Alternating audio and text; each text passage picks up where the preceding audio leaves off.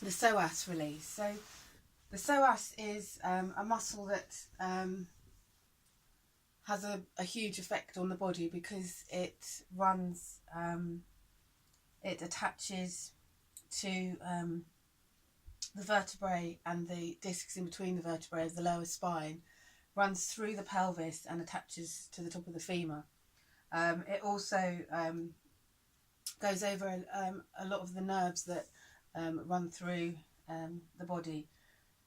If you've got a tight psoas, it can affect your pelvic position, it can give you backache, shoulder ache, all kinds of things. So psoas release is really simple but really effective.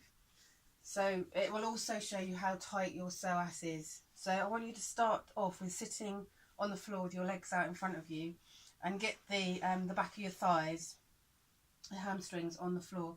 You might find that if you've got an overly tucked pelvis, you can't get your thighs on the floor, so you might just need to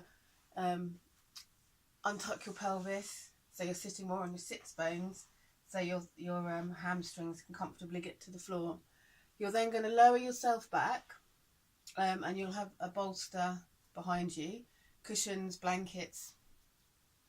As soon as you get low enough where your hamstrings are coming off the floor, that is where you've got to bolster. So for me, this is the height of bolster. You need to bolster your head and the top of your shoulders, allowing space here for your ribs to start to drop towards the floor. And you just rest here. And the idea is that you're not forcing your ribs, you're not tensing your tummy to push your ribs down, but you're just going to hold this position and allow your ribs just to start to drop towards the floor. So obviously the higher up you're having to bolster, the tighter your psoas.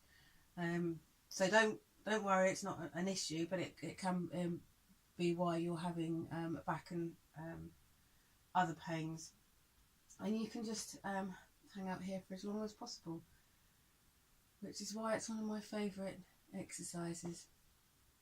Okay, any questions, just let me know.